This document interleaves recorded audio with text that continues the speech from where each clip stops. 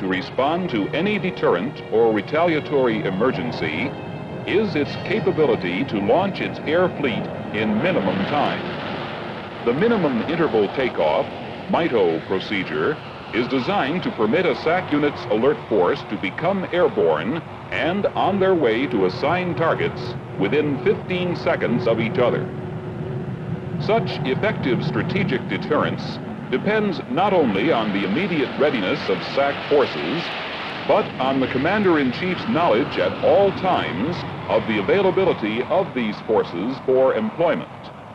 The SAC Automated Command and Control System, SACS, provides instant information on the operational status of Strategic Air Command's aircraft and missiles. To explain, let's cite a hypothetical example at the 22nd Bombardment Wing, March Air Force Base. Suppose during the pre-flight of one of the B-52s just seen taking off, a hydraulic leak was discovered in a wheel strut. The malfunction is reported immediately to Job Control. Within a few moments, a work order is issued for a specialist to be dispatched to repair the leak. Simultaneously, Job Control advises the wing command post of the disabled aircraft as the CP keeps tab of all critical wing activities. Once the wing commander has been advised of the change in status of his alert force, the controller sends an official report via the SAC's data transmission subsystem to the SAC's data processing computer. Here, the message is automatically error-checked, acknowledged, and the computer database updated. The computer then notifies the display controllers at Headquarters SAC and each numbered Air Force that a change in status has occurred. He then uses the data display subsystem to show the up-to-the-minute worldwide status of the SAC alert force to the battle staff. This real-time information, available immediately to all Headquarters SAC and numbered Air Force battle staffs, permits the Strategic Air Command to know at all times its ability to provide a measured response to any world threat.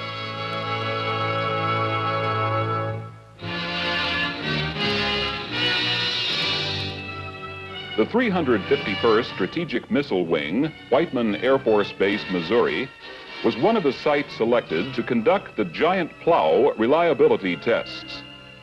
Objectives were to determine the capability of Minuteman launcher closures to function after being closed for extended periods in all kinds of weather.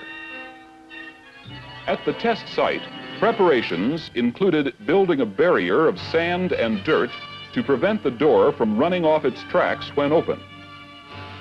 A velocity meter was installed to record the data needed to determine the speed and distance traveled by the door. Giant Plow Test Director was Lieutenant Colonel Charles S. Coey. Prior to blastoff, Colonel Coey made sure that men and equipment were ready. EOD personnel were on hand to see that safety procedures were followed, both before and after the test. Everything set, Colonel Coey uses a bullhorn to relay the countdown to men outside the pad area. Inside the area, Master Sergeant Sherwood, the test director's assistant, called the countdown. On signal, the door was opened and impacted against the heavy barrier. Several angles of the action, plus one in slow motion, show more clearly how the door reacted during the test.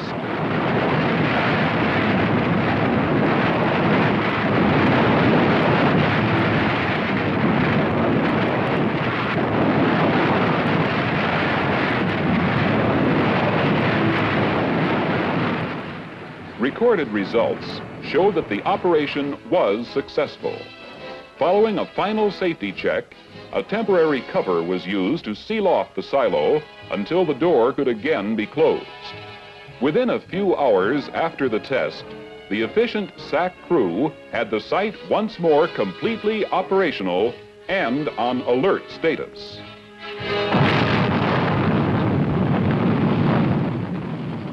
With Minuteman sites on alert status, The missiles can be launched any time of the day or night. A twilight phenomenon launch occurs just before sunrise or just before sunset.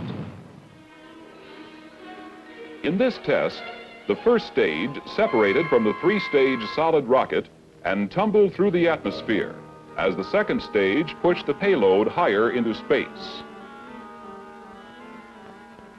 The twilight phenomenon developed as the missile entered the upper atmosphere at approximately 200,000 feet. The gas particles and the ice crystals, which formed in the super cold environment, reflected the high-altitude sunlight. Responsibility for this operation was shared jointly by SAC and the Logistics Command. The objective of this twilight phenomenon launch, known as Project Glass Pole, was to test the performance of missile components previously exposed to extremely low and extremely high temperatures.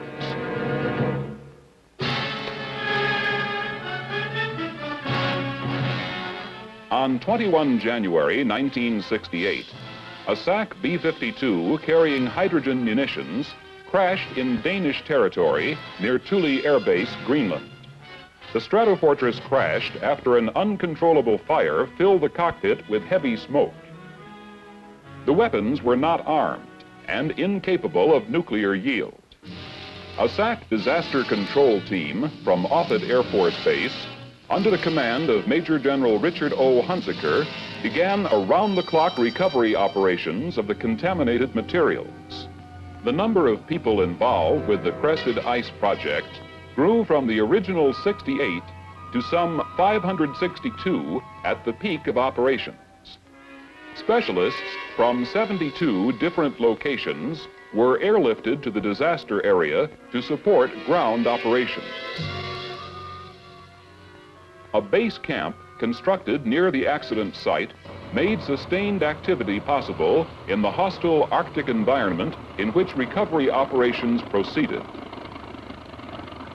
Heavy equipment plowed, piled up, and loaded the contaminated crust and debris into large steel containers for storage, shipment, and final disposition.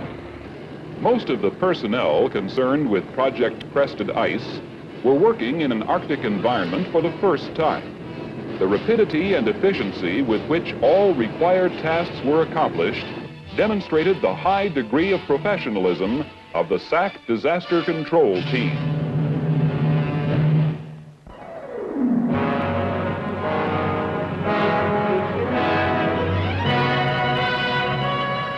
Bunker Hill Air Force Base, Indiana, on 12 May 1968, became Grissom Air Force Base.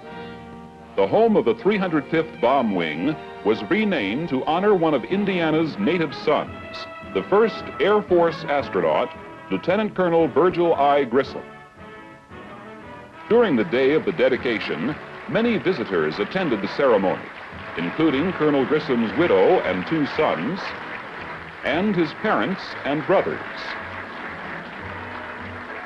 Guest speaker for the occasion was Assistant Secretary of the Air Force, Mr. Thomas Nielsen, who stated, "We are changing the name of Bunker Hill not to pay less tribute to a famous revolutionary battleground, but to pay tribute to a 20th century pioneer in space exploration." Mr. Nielsen went on to summarize some highlights of the colonel's career. One of the 7 original astronauts, on 21 July 1961, he became the second American to enter space. 23 March 1965 signified a milestone in space exploration. On this date, Colonel Grissom, along with Navy Commander John Young, flew our country's first 3-orbit mission in the Gemini 3, and Gus Grissom became the first man to make 2 trips into space. He was to have the honor of commanding the first Apollo flight to the moon, when tragedy struck. Grissom, with 2 other astronauts, died in a flash fire which destroyed the Apollo spacecraft at Cape Kennedy during a simulated mission. The Strategic Air Command takes pride in having one of its chief installations named for the first Air Force astronaut to give his life while helping our country maintain leadership in aerospace technology. Lieutenant Colonel Virgil I. Grissom.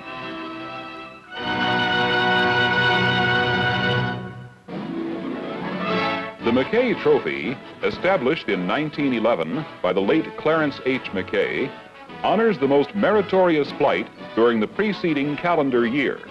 Presented at the Pentagon by the Air Force Chief of Staff, the award for 1967 goes to a SAC KC-135 crew.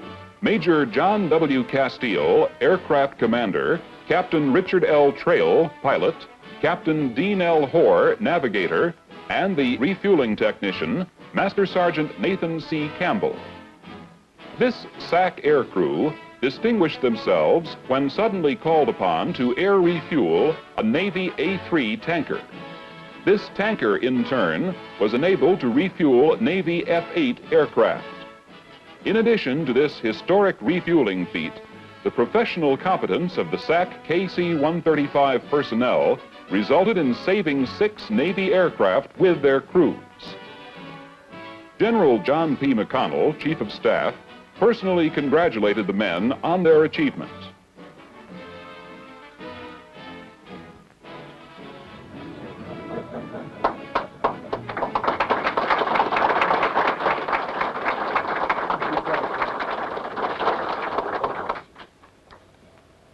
Mr. Secretary, General Lee Wade,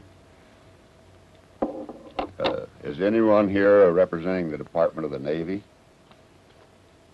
For saving 6 airplanes, I should think that they could have sent somebody over to represent them. But I do want to take this opportunity to express my congratulations to this crew.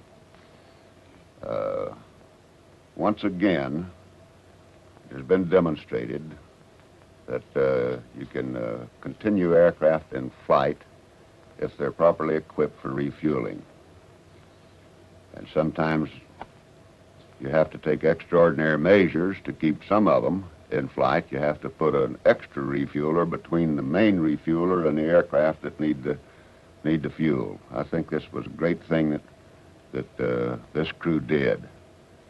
And it's a well-deserved honor, and I'm delighted to have the opportunity to present these certificates, and also at this time to present the crew with the McKay Trophy, which of course is too big for you to carry around, so we keep it here and put your names on it. Thank you very much, and thank all of you for attending.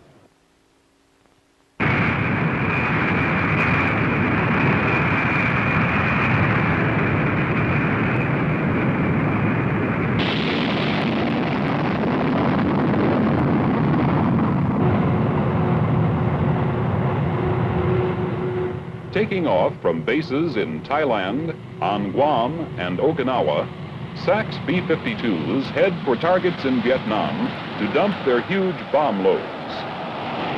During these strikes, they concentrate on areas indicating the most intense enemy pressure, sorties known as arc light.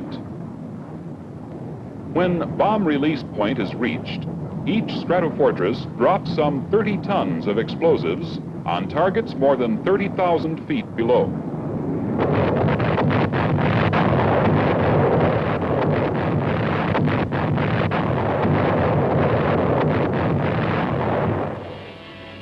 The targets show countless scars. The terrain following a B-52 assault has been described as looking as if it had been swept by a giant rake. In lending this vital and effective support to Southeast Asia operations, SAC uses its men and equipment to the fullest extent. When a B-52 returns from a bombing mission, taxis in and parks, immediately ground support personnel get it ready for another sortie. The crew deplanes and immediately proceeds to maintenance debriefing. Here, a complete maintenance debriefing provides ground crews with the information needed to resolve any problems before the bomber takes off again on a turnaround mission. No time is lost in performing routine maintenance, servicing with oil, refueling the aircraft. Before the aircraft takes off again, any malfunctions pointed out during the maintenance debriefing are taken care of. The munitions crew transports the required armament to the stratofortress. While the B-52s are being readied, the air crews are being briefed on their upcoming missions. At a bomber, the pilots conduct the walk-around inspection.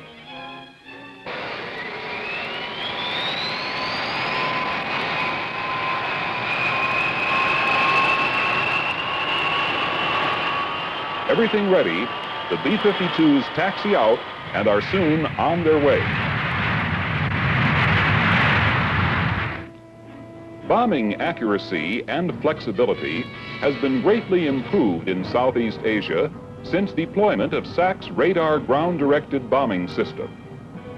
This system is known as Combat Sky Spot and is integrated into the tactical air control system. It is used by both the fighter bomber and SAC B-52s.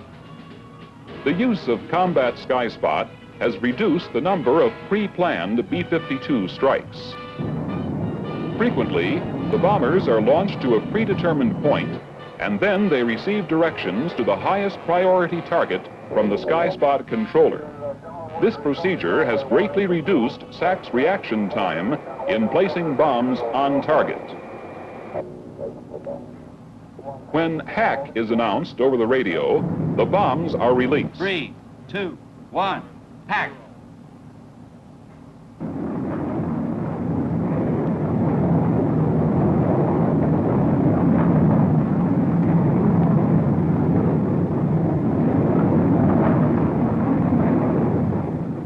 Sky Spot, therefore, is capable of providing immediate reaction by directing bombers day or night to known or suspected areas of enemy concentration.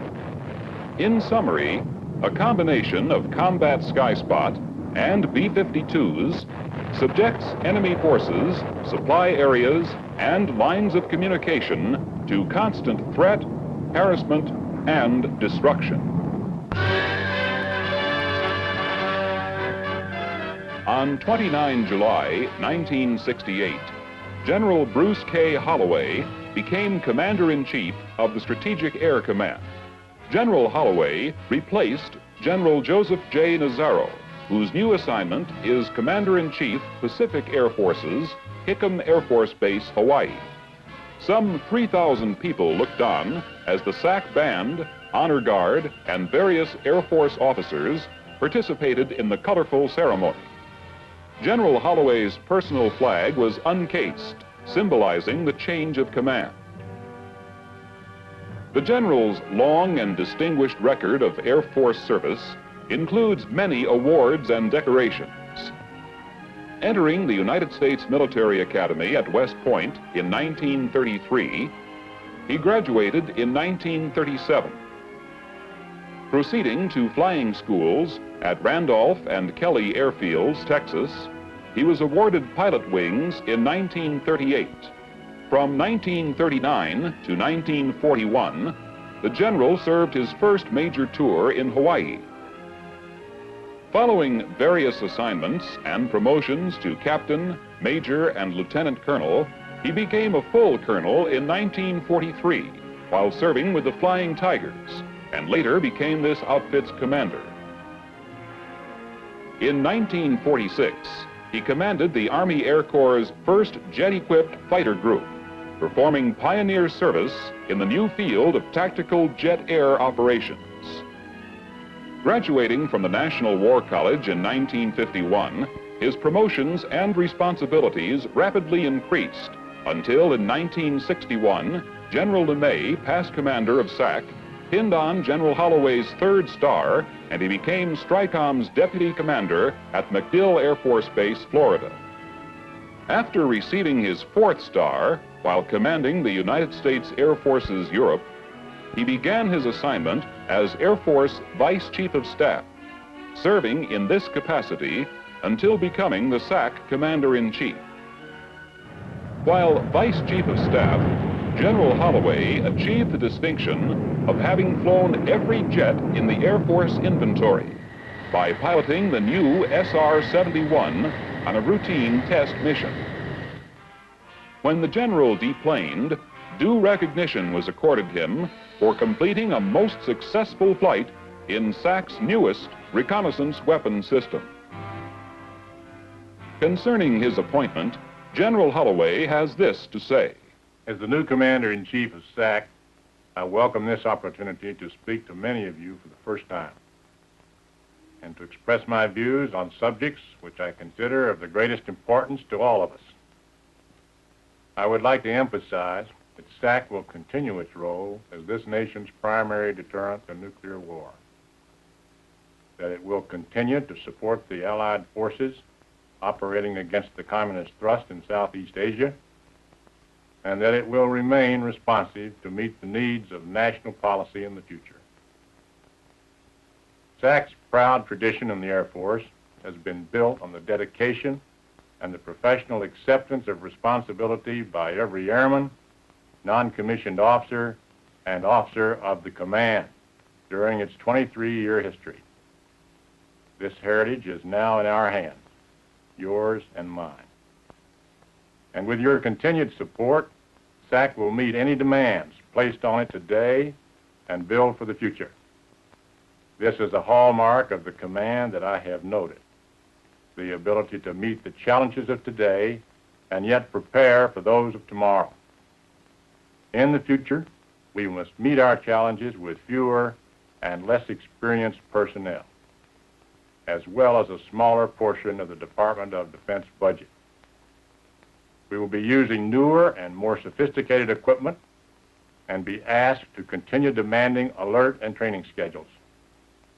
I know that I can count on each of you to carry out your part of this assignment. I'm especially proud to be a member of SAC, and I want to meet and talk personally with as many of you as I possibly can during the coming months.